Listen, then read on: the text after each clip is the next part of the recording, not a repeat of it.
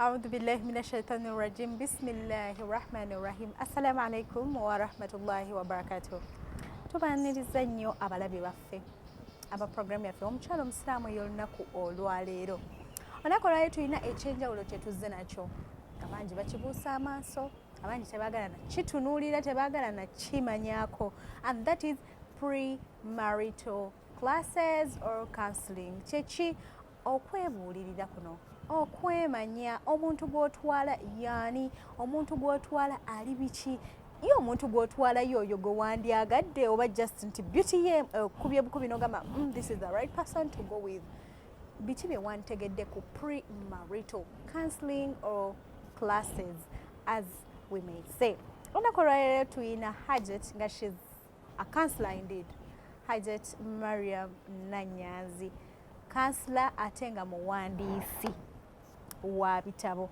ng'ekitabo kino kye mulaba olunaku olwaleero yakiwandiika era nga more of counselling premarital stuff is in this book atumuwa omukisa atubuuzeeko era atubuulire atunnyonnyole olunaku olwaleero topic gye tugenda otutambulirako biki bye tuwanditegedde ku premarital counselling Hajat assalamu alaikum. Alaikum salaam wa rahmatullahi wa barakatuh. Nsanyusa okulabako olunaku olwaleero. Nsanyusa okulaba kwange. Buuza ku batulaba. Abalungi abatulaba, assalamu alaikum wa rahmatullahi wa barakatuh. Alaikum salaam. Tumwebaza Allah atuwadde omukisa guno okusinkana mu programu amakula y'omukyalo omusiraamu. Hajat, waliwo ekintu kye tubuusa amaaso abangi ffenna abakadde baffe abamu tebakituyitiramu naddala bw'omaze okusoma tulaga omuntu aliwa omwana waffe amaze okusoma tulaga omuntu aliwa n'obeera kati ku pressure wuuyo omufunye out of the blue mutwale ewa maama akututeeka wabwe zwi bufumbo ne tubuuka ensonga eya premarital okututeekateeka nadhiirwa ono gw'otutte ye mutuufu nadhiirwa ono gw'otutte gwe byowulira muli byoyagala kuba tuyingira mu bufumbo buno nga tulina expectations ez'enjawulo njagala omukazi akola bw'ati njagala omukazi akola bw'ati omusajja nga alina bwe bw'ati nga n'ofuna omuntu bali totally opposite of what you want ate tinsaba omulabi omwennyonnyole Webale nnyo ekibuuzo ekyo kyamazima era kya ddala nti abantu bangi tubuusa ensonga eyo ate ffe mu umma yaffe ate ffe kiri wasi kyekigambo ekituufu kyenyinza okukozesa nti ffe tukisussa ffe twatwala embeera y'okubeera nti abaana bwe baba basisinkanye ku ssaawa esembayo ng'alinda mwami we kutuuka bwe tuleeta seeka n'ayimirira wali n'abaako ekigambo ky'abagamba dakiika 10-15 ne tumupapya nomupapya nti ate oluddewo omuyimbi ayagala kukola ki yatuuse dda kati ne tuutaawa abaana bano biseera kyamakulu nnyo omwana okubeera nti bw'abaana afunye munne ebintu ebikulu bye bateekeddwa okusookerwako okusoma ebiseera bingi tukola okunoonyereza ku masomero gye tugenda otwala abaana baffe omwana nga yamaze P7 njagala kumufunira somero eddungi njagala gula motoka olowooza motoka eyo enywa kyenkana kyeri etya ebyo tubikola natubiwa obudde bungi naye tulwawo okuwa obudde omuntu agenda okuwasa omwana we oba omuntu agenda ofumbira omwana we bamuzaalawa yaliwa bwetunuulira obusiraamu nabbi sallama yatugamba nti tukole okunoonyereza okumala ku baani be tugenda okufumbira oba okuwasa oba yatuuka n'okugamba nti nno ettaka eggimu bw'oliteekako ensigo ennamu eyanguwa okukola ki okumera kyokka ettaka nga bbi era bw'oliteekako ensigo nga nnungi ensigo eyo emikisa gy'okufa miki mingi kitegeeza ki nti ekyo kyennyini kye tuleeta ku mulembe gwaffe olwaleero nti okutegeera omuntu agenda okutambula n'omwana tutera nnyo okutunuulira bino ebintu nti ensonga y'ebyenfuna alina ekyanamuliisa alina waanaamusuuza tubiteekako ebyamaanyi naye tulina kye twerabira personality kutegeera ekikula ky'omuntu omuntu yenyiizanyiiza wakasunguyira ali biki okumanya kyewuunyisa ku mulembe gwaffe guno tukyasanga abantu abawasa ne bafumbirigana ne bazaala abaana be tuyita abalina sickle cells nga tukibuusa amaaso okukwata omwami n'omukyala bagende mu ddwaliro bakeberemu obulwadde obwo kuba abasawo batubuulira nti mumusanga nga mwenna mulina obutaffaali obwo emikisa gy'okuzaala abaana abalwadde miki mingi naye munno bw'omuleka n'afuna atayina n'omulala n'afuna atayina emikisa gy'okuzaala abaana abo gikendeera naye olwaleero tusanga nga tuzadde abaana abalwadde si nti mu mbeera ntuvumirira embeera eyo naye kwegamba kiva mu kubeera tetumanya makulu gali mu bantu kusoma kweteekerateekera bufumbo kuba olina otegeera muno omusaayi gwaffe gwe tukwatagana singa tunaabeera ffenna embeera ze naazisobola olwaleero tulina abaana tukuzizza abaana nga balina ebyejo ebiyitirivu tebagambwako bali entitled buli kimu amanyi kikye ate amanyi obulamu bulina kubeera straight ng'omwana wo bw'atyo asisinkana omwana wange ate owange gwe saasomesa mbeera gwe nasomesa nti obulamu tebuteekeddwa kuba straight ojja kusanga ebikko ojja kusanga ensozi ojja kusanga ebitaba naye ogenda kuyitamu oti abakola bwe bati ne bati kati buli bwe tutateekateeka muwala na mulenzi ate tulina n'embeera y'okugamba nti omuwala gwe bateekateeka ekyo nakyo si kituufu nti abaana bawala tubawa obudde bungi okuva lwe bazaalibwa nga tubateekateeka netubateekateeka nga tubateekerateekera abantu abatali bateeketeeke be baana abalenzi nti ye omwana omulenzi asanga busanzi biwedde agwa bugwi naye ngaate naye bambi talina kyamanyi ffe tulowooza bamanyi naye bambi nga tebamanyi ekisookera ddala be bantu abasinga obugayavu kye tuyita okutegeera emotional needs z'abalala nti ye tamanya nti omukyala kino kimumenya omutima awulira bubi bwembeera bwebeera bwati ye abirabanga bya bulijjo kati buli bwe tuleka abantu baffe ne tubateeka mu mbeera enkulu ennyo bwetyo ey'obufumbo gye tuyita ibaada enkulu naye ne tutabasomesa nga awamu n'ekyo obusiraamu bwasomesa buli kimu ffe ne tulowooza nti abajja bitegeera ate tebasoma omwana si shekati omwana omusanga nga shekati n'omubuuza nti mukwano amaanyi go gali muki ye mwennyini nga tasobola kwezuula tasobola kwemanya amaanyi ge tamanyi we gali namubuuza okakasa tomanyi maanyi go ng'ekibuuzo alaba ng'ekiva ku mwezi so nga bwe tumuteekateeka ne tumunyonnyola nti amaanyi g'omuntu gasangibwa mu bintu bino na bino na bino oli mukyala muyivu osomye eddiini omanyi Qur'an osomye obwa shekati levo yo nneneko ago maanyi go oyize ebyobufumba omanyi okuuza osanga omwana nga ebyo tabitegeera nti biri mu maanyi ge nga teyetegeera kati n'omulenzi naye n'omusanga nga muyivu musaidi zombi naye nga naye tamanyi nti ekyo kya muwendo gyali ng'oluusi bw'anaasanga omwana ow'obuwala atali muyivu ajja mutwalanga ekyokusaaga oba ekyokuzannyisa oba amuyiseemu amaaso amulinnyirire awamu n'ekyo nga levo gy'aliko tateekeddwa kuba mubalinyirirwa naye lwaki omulenzi eno teyeemanyi teyeetegeera tamanyi maanyi ge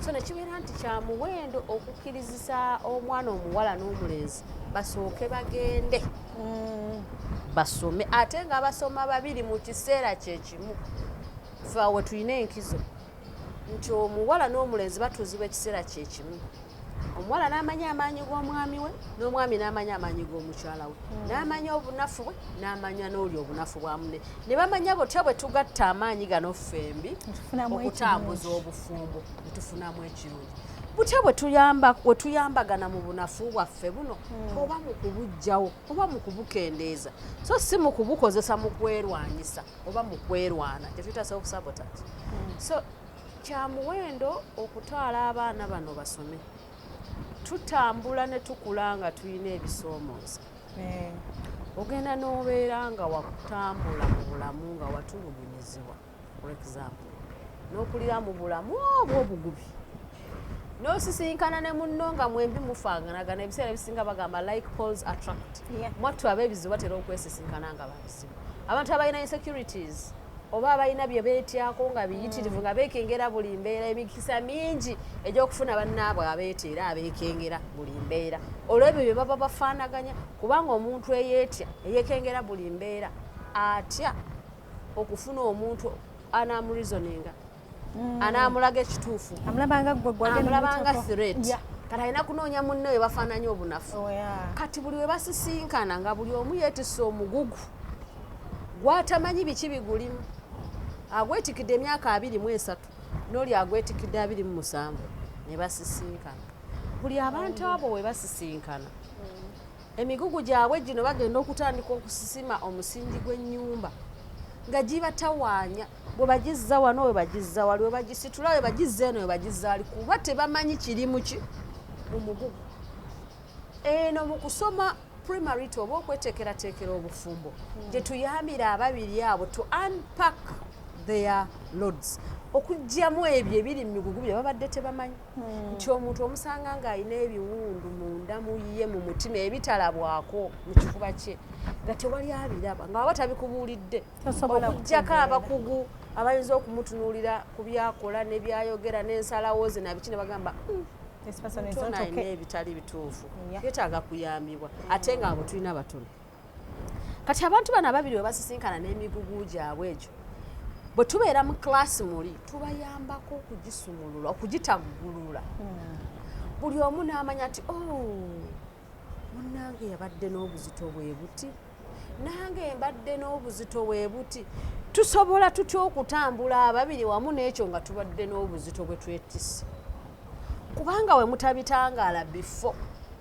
mugenda kufuna obuzibu eri mu kutambuza obulamu kubanga oli ajja kwesanga nga abantu abamu atuuka ekiseera ng'ayagala kubeerako omukadde akakaako obwomu kyefuyita free space ng'ali awo yekka asirise oba alina kyawuliriza nga tayagala nakuwulira kanyenyenkule kakaaba kati ate ono omulala atategeera oli kiki kimubeeza mu mbeera eno akaluubirirwa tinaye lunnange bisaawa n'asirika tanfaako yabeera ku bitabo bye yabeera buli ssaawa bw'ati ekyo kyokka kisobola okuleetawo oluyombo olwawukanya abafumbo ku nsonga gy'olabanga entono naye nga nnene olw'okuba bano ababiri babadde tebamanyi lwaki omuntu abeera ne free space lwaki agyetaaga lwaki yeetaaga me-time lwaki ono ate musirifu nnyo ye ntambula ntya n'omusirifu ennyo ebyo byonna osobola bitegeera ng'ogenze mu klaasi so nga ebiseera bingi tulowooza nti klaasi zino ze twamanyiira za kusoma kitanda kubeeremu ekyo kyokka kusomesa busubuyonjo kwokka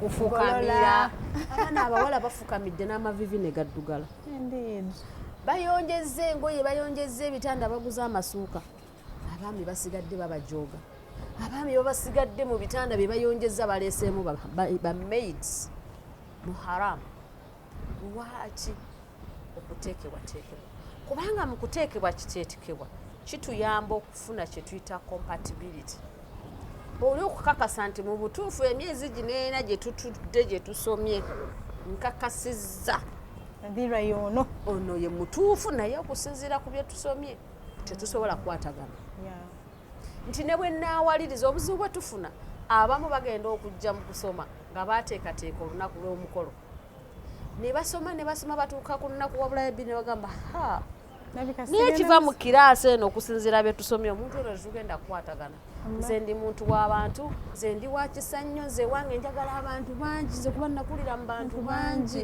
nze nakula senga gundi eyamperera ne gundi nansomesa ne gundi nange njagala nzirize ku bantu bange oba mperere omwana wa ssenga oba omwana gwe simanyi mulekwa yenna ina njagala muwerere nga munne gwafunye tayagala bantu takiwuliza na mu mutima gwe kuwangaalira wali bantu batalinaako luganda okuggyako ababenga ye kubanga people are selfish that level naye twesanga nga abaana bali mu buvuyo olwaleero singa abazadde tutuula ne tulowooza ku lwaki abaana baffe balemereddwa okufumbirwa oba lwaki obufumbo bufa mu myaka 3, 4, 5 nga bwakoze omukolo omunene abazadde bangi naffe tulina ebitusomooza abaana abawala bakaba nti mutuyambire ku bazadde mubabuulire taata omuleetera abantu n'akugobya abantu 7 naye ng'ensonga zaawa si ze ziyimirirwako obusiraamu ze busomesa n'akugobya ono nti ate oyo mwavu ate oyo mwana wa taatawo naye nga gwayita mwana wa taatawo nga bamikwano omukwano tebalina luganda lwe bakola ki n'agobya omwana abantu abenja kwana bagamba tufa mama buli gwe tumulaga agamba ate oyo enyindo eri bwete ate eyo kabira sijagadde ate kino na kino twava ku busiraamu tugoberera nafusi zaffe tugoberera kwagala kwa mitima gyaffe naye buli baana bano we batuula ne basoma ekisookera ddala bwe baba bali intentional ng'enniya baagisembezza kibanyweza kasita bamanya biki ebitambudde mu sessions ez'enjawulo bwe baba kye kibanywezezza kibayamba okwezuula ne bwe baba tebabadde babiri oli n'amanya nti amanyi gange lunaku kino kyamumaanyi mu nze okuba nga ndi muyivu kuba si buli omu nti muyivu okuba nti nasoma eddiini si buli omuntu yasoma eddiini naye ate ne mu kusoma eddiini tukusaba obe wampisa kubanga abamu bakikozesera ng'ekyokulwanyisa obusiraamu bwaŋŋamba obusiraamu bwanta obusiraamu bwakuta naye ate bye bwakuteerako si byoli mu kukola okirina mu mutwe nti obusiraamu bwamutanga omusajja kati bwe batutegeera nti ono tulabika tujja tutambula ono alabika osaasira abaana abalenzi n'obatunula nga omuntu gw'ali naye kusinzira omulenzi by'ayagala n'omuwala by'ayagala nga tebasobola kubeera bonna omulenzi ayagala nnyo ebitiibwa buli kimu ayagala bakimutuusize wali esitokisi bazimwambulemu bazimuteere mu kasero bamuwoleza akatambaala buli kimu bamulabirire kati omwana gwaleese enjala zikomere ngule zabbeeyi musajja wati tamanyi nawe bazigula n'enviiri ezizasala za 2,000 tamanyi nti waliyo n'ez'enviiri ez'emitwalo 2 ekitone ennyo kati ate omuntu gwe yeetaddeko bbeeyi nnene high class ate ye ebbeeyi ki ntono kati mu kusoma muli ebibuuzo bye tubuuza buli omu bw'aba alina ssenga w'omutima yeekuba mu kifaananyi agamba eggaali gye nninye naasobola ogirinnya kasozi nsaanidde olw'ebibuuzo ebiba bikoze eki n'omuwala naye atandika okwekuba mu kifaananyi agamba naye omuntu gwe ndi naye tata gwe yandeetera yoyo gwe mpulira mu mutima ddala mpulira yananzigusa mu lugendo lwange tosobola bitegeera nga tuli mu bulamu bwa chips and chicken bwe tubeera wali tuba bintu byakusiiga kazigo omwana ali ekyennyanja nga yeegendereza nnyo otumwa alina otuwete mpolampola kwegamba balabe nti eddoboozi kikabuka n'amaaso entunula yaago n'agitta wetuviira ku kyennyanja omuntu aba tategedde bituufu kubanga bye tuyisizzaawo awo byadde byakwegendereza naye bw'ogenda eri abakugu ba counselors bo bye bakubuuza bayamba gwe and your future kubanga bo bakwagaliza kirungi gwe mwennyini weetemera amakubo kakase nti gwe omuntu oyinza omubuuza bintu ki byosangamu obunafu mu bulamu bwo mutulaga nti ekituufu kiri nti okwoza njoza naye siri muntu akwagala njozesa nnaku kati gwe bwe bakyogera ng'oli wano ku nsonda otandika okutegeera nti munnange agambye bwe kuba kwoza ayozesa nnaku engoye bwe mba nzambadde neeyisa ntya neme kumumenya n'asobola muteerako omukozi n'agula kyuma kyoza ngoye munnange agambye kikola ki otandika okukirowoozaako otatuuka wali kuyomba omukazi tatukuza ngoye eraba olugoye batukuza naye ng'agenza okuva gy'avudde lulimu oyo lulimubeerabidde nti abaana basomedde mu bisulu okuva nga bato ba baby class ewaka balina ababayambako kati abaana abo banafu bangi mu bo baki batono nnyo abazadde abayambye abaana baabwe okubeera exposed ku mirimu egiri hard era abafunye omukisa bakuliddeko mu maka nga siga abazadde baabwe ne bayiga okukola okwokuluusanya ekisobola bayamba mu bukulu kati abaana bangi abali mu bisulo banafu amanyi kwoza sowaani yemu nasuuka peya ye nesuuka ye talina amuvunaana ne bwaba gisulamu ewiiki 3 teri akola ki agenda mukuba kati ate gwe oyagala essuuka bajoza buli lunaku waba ogisulamu ennaku 2 ekuwunyira kati ono omuntu gw'oli naye essaawa zino okakasa obusobozi obwabulina yo ndiredde kumuyamba kyenkana ki kuba obeerayo agamba nti anze kyokwoza munaye sinaako bwizibwe nabanga n'akaddamu ke njamuyambangako kati nekitegeeza nti okuteekateeka abantu okuyingira mu bufumbo era emizikiti gyaffe tegitukoze bulungi kubanga kiringa kyakusaaga kyandiweereddwa obudde obuli thara obumanyikiddwa nti emyezi 2 nga temunnayingira bufumbo musooke musome kubanga mu kusoma gye tugambira abaana nti bw'ogenda mu kukebera omusaayi tokebera gwa HIV gwokka kisukkako nabasinga tudduka tukebera HIV yekka waliyo abantu ng'emisayi gyabwe tegiri compatible nga tebasobola kuzaala ng'olusi we bazaala ba stillbirths balina okuyita mu process ya bintu bingi okukuza omwana kati abaana abali ebyalo ebyo tebafunye mukisa gwabwe naye nga bagenda kuwoowebwa ku mizikiti so singa structure z'emizikiti gyonna ne mu byalo gye bisembera ewasemba that basic knowledge nti tukebera sickle cells oba hepatitis B oba HIV oba kino nga bakimanyi olwaleero tetwandibadde n'abaana ba sicklers kubanga sisitimu nnambulukufu yateekebwawo nti nkola ya buli muzikiti kyatteeka okuteekateeka abaana okuyingira mu mufumbo n'ebisomesebwa bye bino. Professional counselors twateekateeka omusomo course eya premarital ng'erimu ebintu bingi bye tutunuulira naye ng'ebisinga mu byo bye girinnyo ku personality. Gwe nga gwe kyabulabe okulowooza nti nja kutegeera agenda okumpasa tuwangaale bulungi nga nze seemanyi. Hajati omuntu yandyemanyiza tuule neweeyinge ngambe Nadhira, what are your do's and don'ts? What do you like more? Exactly. Kubanga ekisookera ddala ebyo biteekeddwa kubeera mu masomero nga gye tutegeredde. Bwe tubeera tubifunye mu masomero twerwaneko. Like look out for professionals or people that are knowledgeable.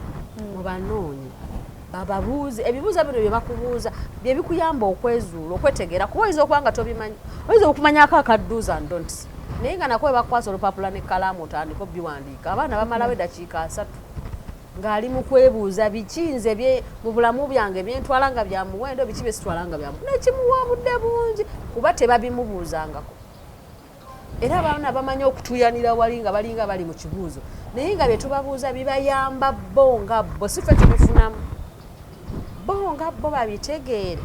Kyokulabirako ekyangu ye mwana ow'omuwala afuna omwami n'amwagala kalamba bwe ngamba kalamba ontegedde wholesomely yeekwata n'aterekerayo kantu nakaki nakamu n'amuwa ebirooto bye omwami yamulootera n'amuwa essanyu lye mwami yasanyuka jjukira amuwa beauty mwami gyali tayinza kutegeera ebbanga lye lyonna because it's very hard abaami okutegeera obulungi bw'abaana abawala bwe baba bawasiza nga bakyali bato nga tebannazaala amabeere gakyali ga kitutu nga kakyali kaana ka muntu. It's very hard abaami abagamba nti bannaye we nakuwasiza walina akawato bwe kati ekikakyo kyali bwe kiti wali ofaanana babategeera nnyo nga bamaze obbayiwa embuto like abaana bamazeemu olwo lwe bategeera kyonna nga kigezze olwo lwe babalaba naye omuntu agenda okufuna munne as early as possible biki ebibyo byotasobola kusuula nti nze kino na kino na kino tebabinyambula oba mbeera ki oba ki bino byange biri soddiya gyende ekyokulabirako nze kati kaŋŋambe ekyange si kirungi kweyogerako naye let me say one that's personal to me and dear eddiini yange nti sinayo kyamuwendo kyoyinza kuŋŋamba kisinga ddiini yange era nkalubirira bw'oŋŋamba ekintu kyonna ekinkosa ku sayidi y'eddiini yange naye olwaleero osanga omwana ow'obuwala oluusi ng'ayambadde na nikaabu omwana omulenzi n'amwogerereza mu nikaabu n'amutwala ewaka newayitawo emyezi 3 nagana embala yanjagala ojjeko ku nikaabu emikwano gyange bakulategeera notegeera nti nze mbasinga omukazi omulungi bambi omuwala n'agonda n'ajjako nikaabu wayitawo omwezi 2 mbadde njagala naawe jalabi byebyo biyitiridde obunene wenna weesabika figa ogibika njagala mikwano gyange balabe nti mukyala wange alina figa ng'oyambalamu ka tight nga ne sikaati etandika okutuuka mu ntumbwe oli mugonderaani mwami toyina kyeweerekeddeyo kiri personal you don't have values otwala nti za muwendo so singa bw'obeera mu kusoma n'otegeera nti omuntu alina ebibye oli alina ebye nange ninaki ebyange tulina bye tugatta tulina bye tutakola ki bye tutagatta tulina bye batatuggyako ebirooto byo bannaye lwaki okkiriza ebirooto bye babitwala that thing is too worse. That thing is too worse. Omuntu akufuna nga amanyi nfunye nurse wallahi katugeze oba akufunye olina mu kusoma amanya nti ono midwife nakutwala ewaka wallahi ng'akimanyi midwife anytime afuna omulimu bamukubira essimu namugamba the result nakugamba togifuluma tojja genda ekyo linakyo ibaada Allah yatugamba mu Qur'an nti omuntu bw'awonya omuntu omu abanga awonyezza ensi yonna kati gwe kimanyi wawasizza mukyala muzaalisa bamukubidde essimu nti wano waliwo emergency gwe kafulu waffe omugambe togenda kuba oyagala okulaga essajja okay kituufu gwe boss mu kiseera ekyo think twice gwe waleetaani amaanyi ge gaali mu biki era lowoozaako ne outside you bwenga outside your selfishness omuntu ene emabegawe migaso kije tumuyina because emigaso giva kuffe negigenda ne kube twetoolodde kuba Katonda agenda kugasa the next people around ate bw'omukugira olumu oba totukoze bulungi n'abazadde abazaala omwana ono oba tobaddiza okitegeera so kati ebintu by'okubeera nti tuteekateeka abantu okuyingira amaka kigazi okusinziira ku bwe tukirowooza tulina embeera zaffe ez'obuntu ng'abantu abanyiiganyiiga kantu katono nnyo omuntu nga yanyiize dda kantu katono nnyo omuntu nga ayombye ebigambo biyitirivu ne tubeeramu n'abantu ababeera nga bwanyiiga totegeera oba anyiize oba tanyiize olwawo okumanya oba asanyuse oba tasanyuse ne bwemuwa ekintu totegeera oba kimusanyire oba takikoze eki ne tubeeramu abantu abasiiga akazigo buli saa abeera asimayiri nga buli lwomutuukako akame bakayita kamwenyomwenyo akamwenyomwenyo kayitirivu naye nga munda mu bo baziyita batya oba waliwo omuyimbi yayogera ekigambo bakyogera batya munda emitima gyabwe janjaba like you know they are really balinga bino ebinyonyi ebirya ennyama they are deadly inside them naye nga outside kasmile kati gwogenda lwakasmile naye nga omuntu gw'otwala omutima gw'ayina munda mu ye muvundu tayagaliza yeyagaliza yekka naawe mwennyini agenda kukumalako emikwano naye tosobola bitegeera nga muli ka chips and chicken okujja nga Allah akusaasidde abaana abakuliddeko mu bantu abakulu mu byalo ng'eyo batera okutegeera ebintu ebyo naye abaana baffe abazadde abakeera okufuluma ennyumba bwe tuyingira mu kiro bwe tufulume ku makya nnyo bwe tukomawo ekiro tetubawa budde na bategeeza byetoolodde ne bakula nga bamanyi nti not all that glitters is gold, you know. So omwana nakula nga manyi nti oyinza okuloza nti kirungi naye ng'ekiri emabega waakyo kibi weetegereze have a second thought tetubawadde budde kati mu primary tobafuna omukisa ogwo okubitegeera in detail omwana amanyi byalina okubeera nti yeekolamu omulimu waliwo okubeera nga omuntu nga naba nakulowooza kufumbirwa alina sooka kutuula yeekolemu omulimu nga bingi byatamanyi ebiri pasono kubanga kati singa oba tomanyi maanyigo omuntu oli agenda kulinnyirira tetukyogera mu bubi nti abakyala bapaaluuke naye omuntu buli bw'amanya amaanyi ge naawe bw'ojja omuyiikiriza omanya wootandikira olaba abasajja bano abakuba karati singa omubbi akeera ku makya n'ayingira mu maka ge bw'ayimirira bw'ati ennyimirira gy'ayimiriddemu omubbi asooka naye neyeekangamu n'agamba gwe nnumba n'amalako naye akyayinza okudda emabega oba n'akangamuukawo ne bamuwa omulundi gumu n'agamba kati wano tewali kye tugenda kutwala kati omuntu alina kye yaali kye yeemanyi tebamulinnyirira level gye tulinnyiriramu bantu abantu bagenda ne balowooza nti oba oli awo abamanyi abayise mu masomero abasobola okwogera oluzungu be basobola okumanya amaanyi gaabwe nga tenakyo si kituufu amasomero gaffe gonna talk of the international schools talk of the many schools ze tulina tegayambye baana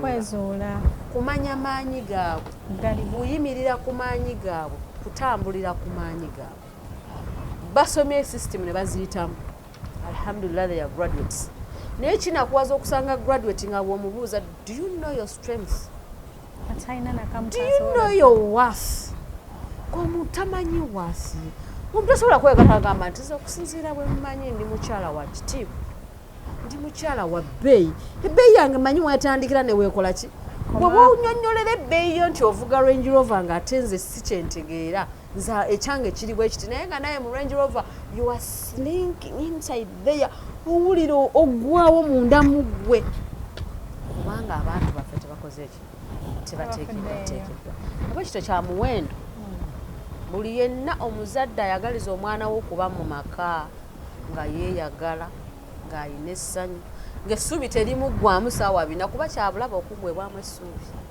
kyandibadde kirungi omuzadde ne muteekateeka omwana amwe omuwala n'omulenzi ne mubatwala mu bakugu ne babayambako okweteekerateekera amaka basobole okuganyweza naye simanyi oba abazadde kibasanyusa abaana baabwe okufumba emyezi 6 emyaka 2 emyaka 5 n'obwana 2 kituluma nnyo ffe abakyala okubanga mu myaka egyo omwana bamufudde second hand taweebwa mukisa abasajja basigaddewo yeyazaalako omutwala guba mukisa munene okufuna akutwala naye nga byava ku buntu obutono obukutulawo amaka kale haja tweyanziza nnyo katusooke tuwummulemuko tugenda kweyongerayo n'ekitundu kyaffe nga tuvudde mu bulango bw'abakama baffe tovaawo.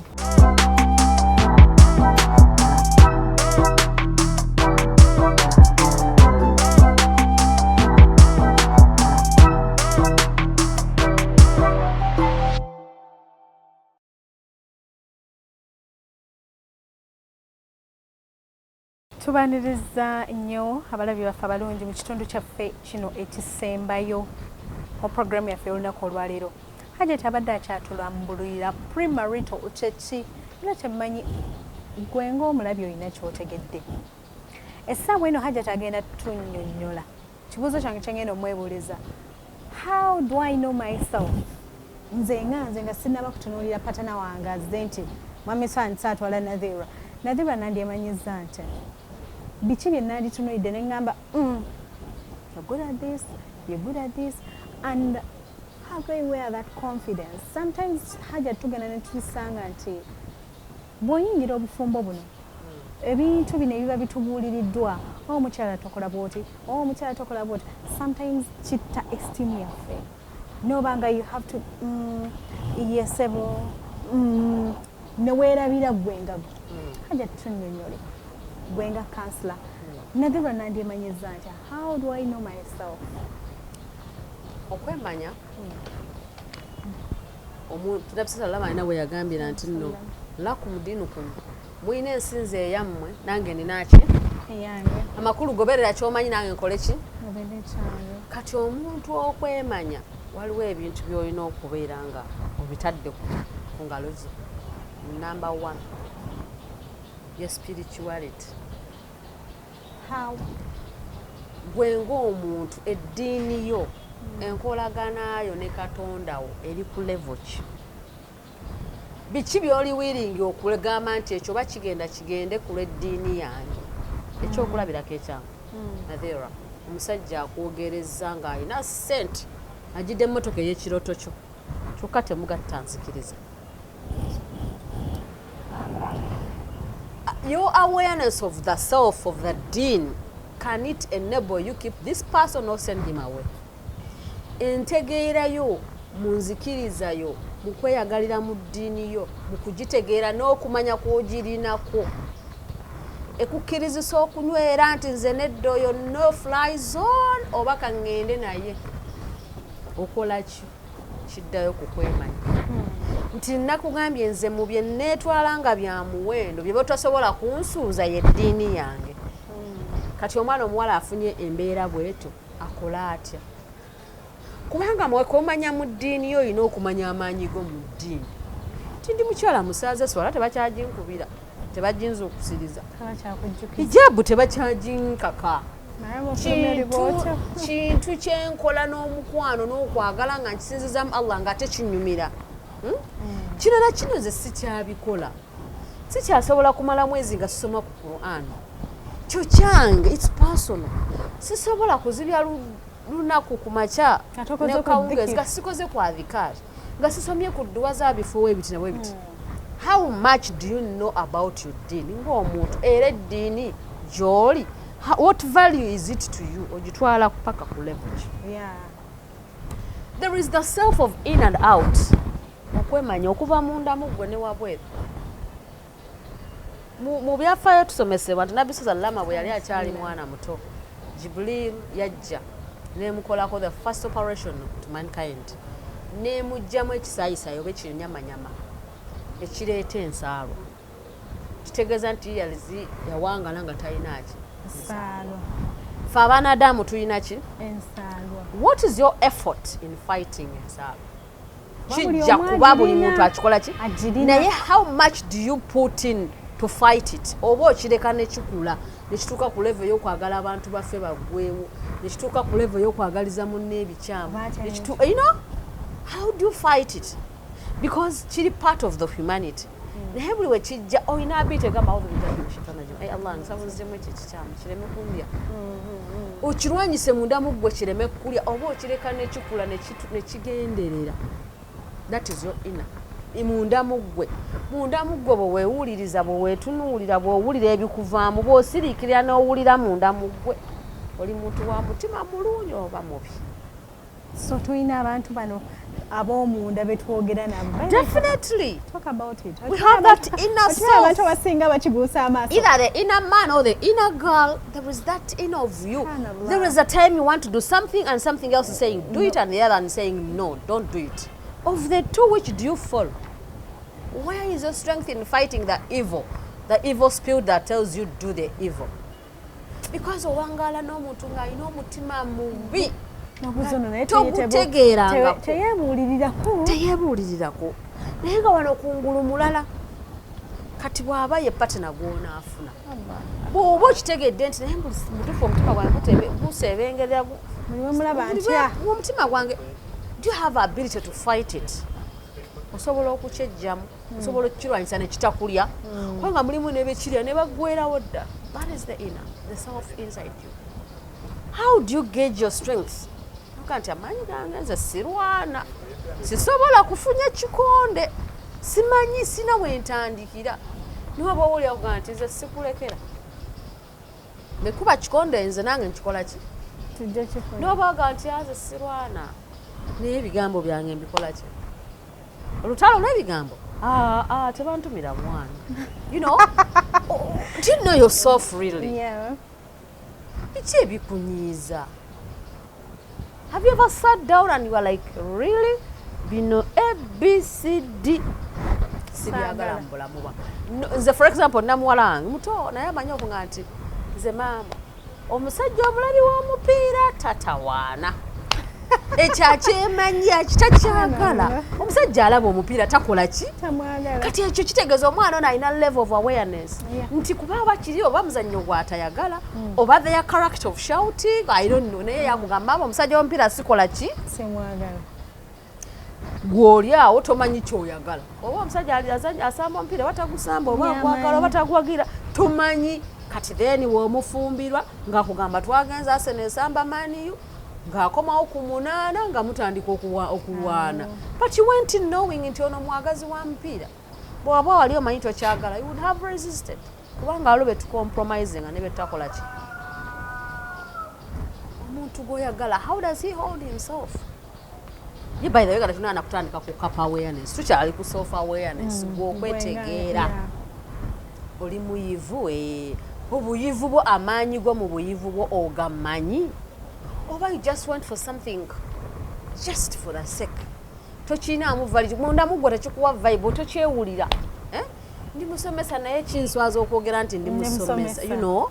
Ndi munnamawulire naye pulya. Ntandikana. Okitegeera. Kati buli bwe tuteetegeera tujja kukaluubirirwa okutegeera abalala. Kubanga oli gw'olina okutegeera oluvannyuma mugenda kutambula mu bulamu bameka.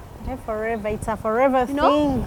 Naye bw'otegeera oga nti nze mu bunafu bwange omusajja asaagasaaga nga ndaba ayinza okunnumya omutima. Nsaaga abantu, saagala bintu byakusaagasaaga. Nina akawala akatoke manyi kagamba nze tebankwatirira. Bino things of that is not my thing.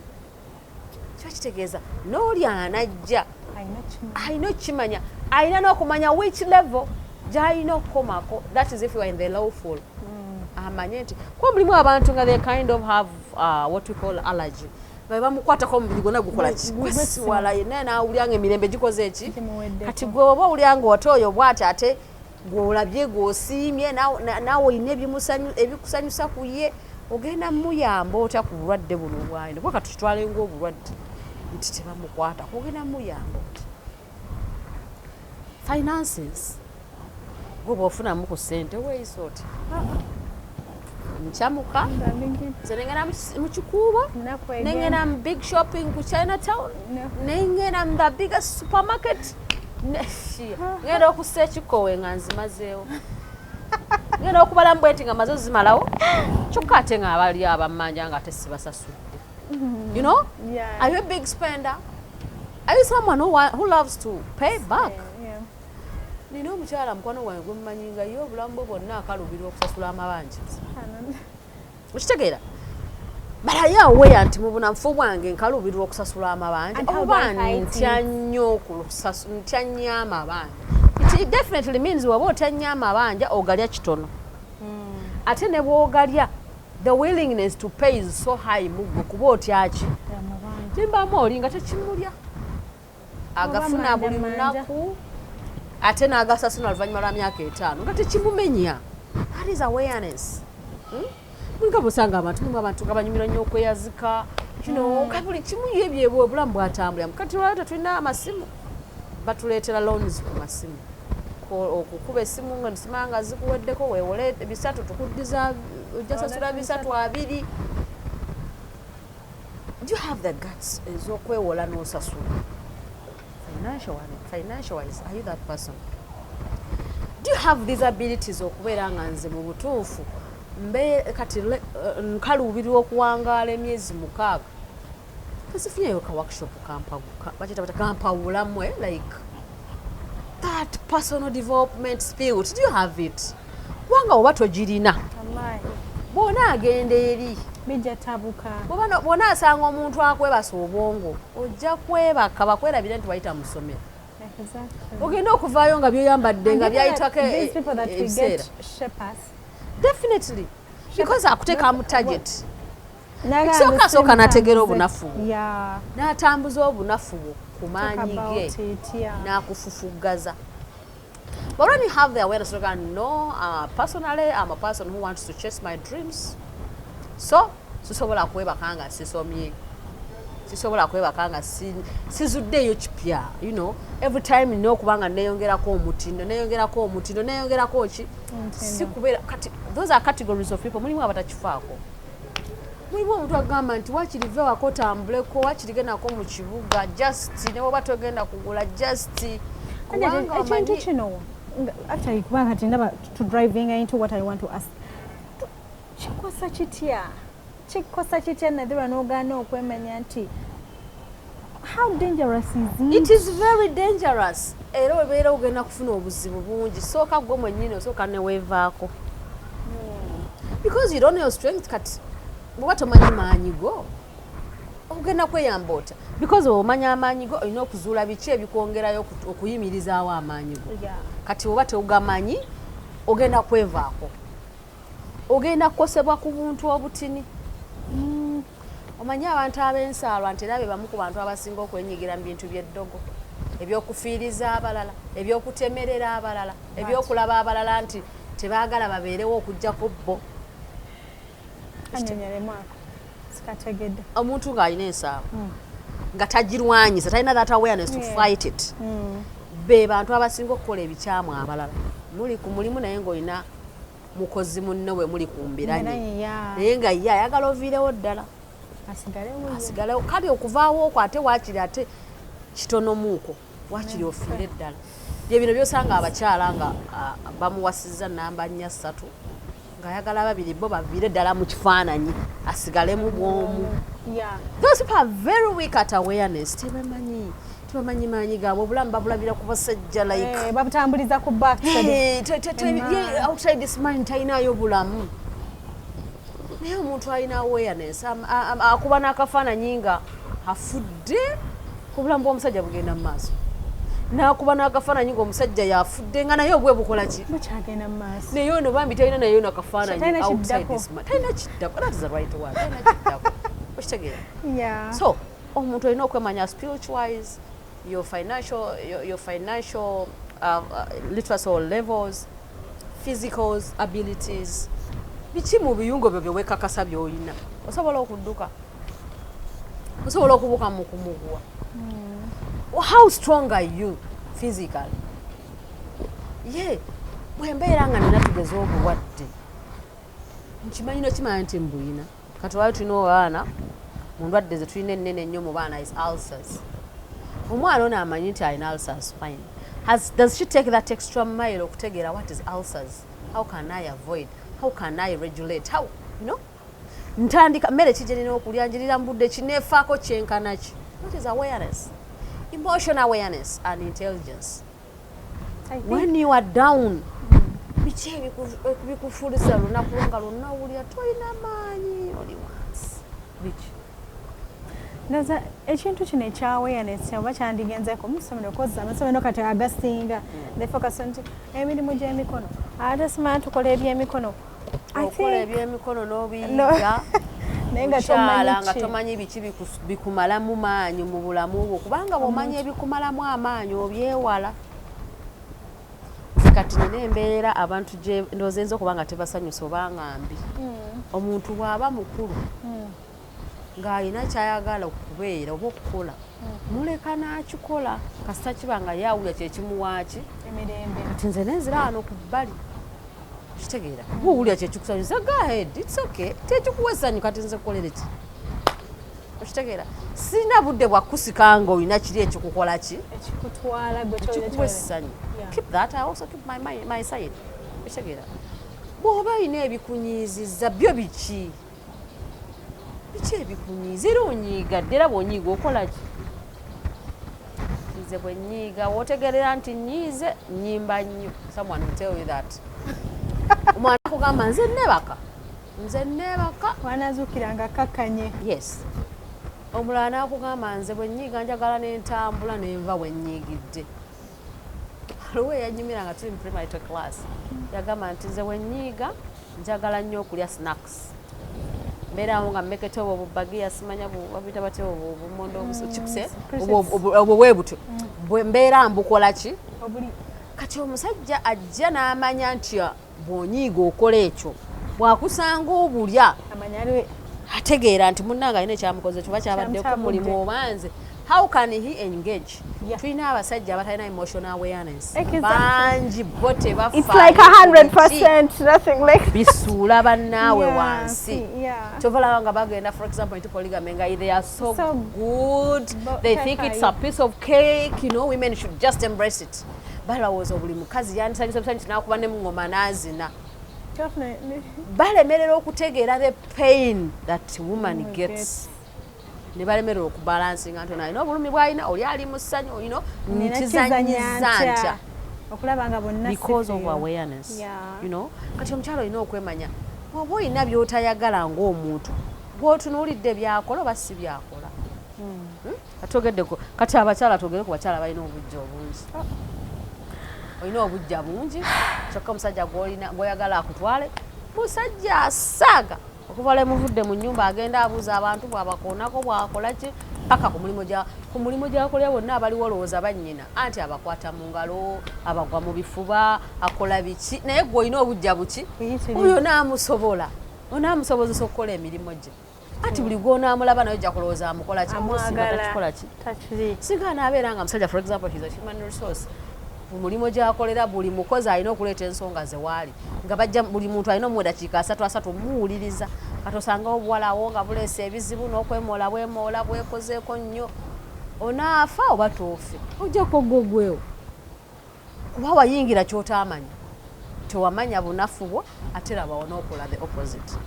So the awareness of self erimu ebintu bingi abantu bateekeddwa okwemanya nabyo. Before entering marriage, that is getting awareness of another person. Nga tonnayiga muntu oli kumanya bunafu bwe n'amaanyi ge sooka omanye agago. Kati mulimu omuntu ng'akalubirwa okuyonja engatto ng'omuntu ng'ate oli gw'ayagala okusanga kyo ekintu kyasinga okwagala. Kakati how are you going to balance? Kitunuli ogambe nja kukola bwe nti ne munno omugamba baza munaaze mu bimenya kino mwekiri ekyengatto kimmenya ategeera obaanaera amagezi gaffe ago tugadde abantu baffe abatanaba aja tuyambe otya naviiro ne yayingira dde obukungo tebamwisaako mu primarital class name n'omwami naye teyita mu primarital class name.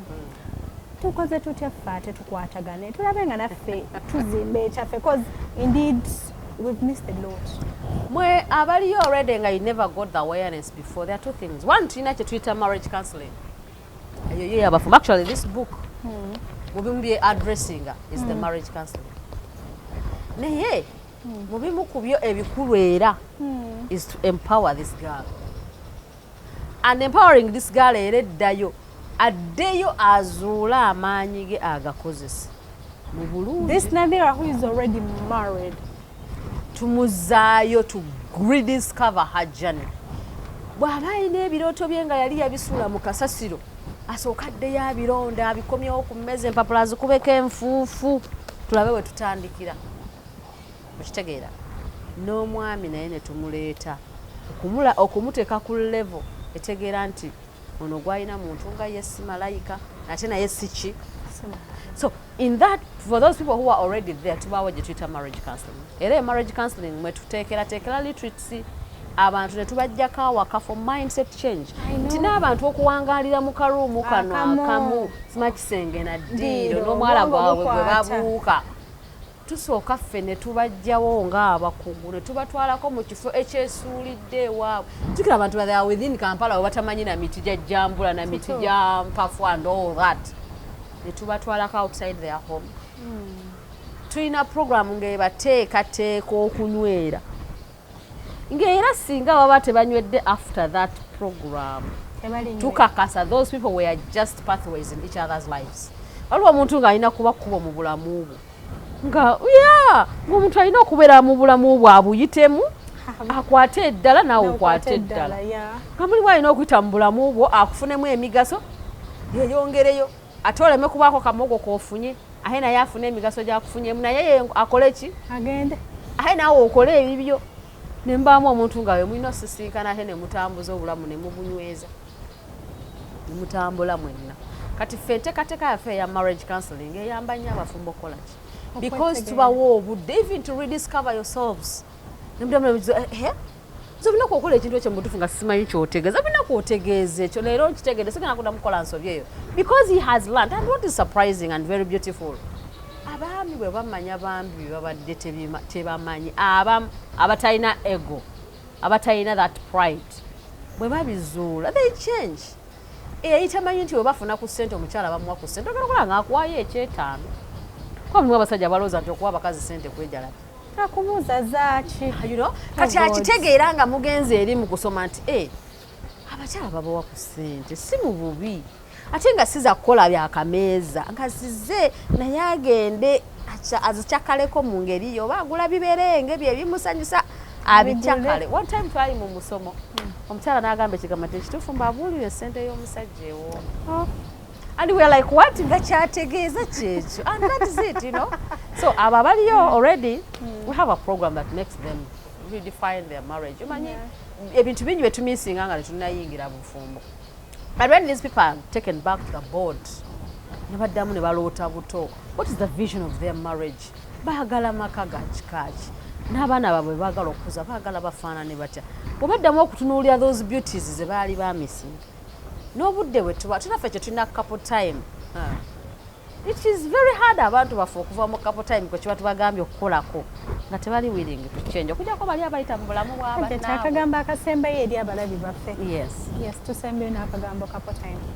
Kako kennyini kenjagala okugumiriza eddala ku bantu. Yes. Hajja omanye ekiviiriddeko right now obufumbo. Ababulimu babwevuma abatabulimu oli teyeegombera ddala twagala baweegomba babeere bangi babuyingire tulwasobola okulwanyisa emize bali completely tebagala. Bakubiriza abo abakyali mu bufumbo. Couple time kyekiseera ekyomuwendo n'omwami wo n'omukyala wo tekiriimu ssimu tekiriimu baana tekiriimu TV tekiriimu mupiira tekiriimu mawulire tekiriimu laptop, just the two of you. tekiriimu anything of what I've mentioned and beyond that I've not mentioned. Wabula kyammwe babiri nga kiri intentional kirina omulamwa To understand it. ate nga si kya lunaku lumu lwokka mu mwaka oba mu myaka 5 buli wiiki mweweeyo ka couple time.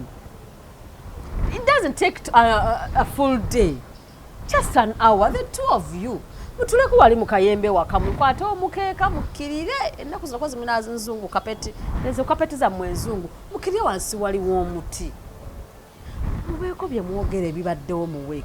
Ne hano kimanyi nti last time wampisaamu amaaso wansooza naye ekintu ekyo sikyagala sorry Haya siibula intentional bagenda kuta omulungi atusobola tuyanza okubeera ku basiibula abalabi tusaba tusonyiwa okuba bye tusobezza oba oliawo tetubadde na intention yakubeera nti tukunakuwaza naye ngaekituufu kiri nti tukola nsobi gyakukkiriza muwalawo na mutabani okuyingira bufumbo nga twekeddwa abakugu era nga ffe mupam professional counselors tukuyambako omuwala n'omulenzi okuyiga biki byolina okubeera nga tonnaba kutegeera munno gw'ogenda kutwala bw'omala obitegeera ate ofuna olugendo lw'okutegeera munno osobole okunyweza amaka n'okukuuma ezzadde. Amiina. Programu yaffe olunaku olwaliro bwe tuwebadde mbadde balabi balungi tubaagaliza Sunday enno.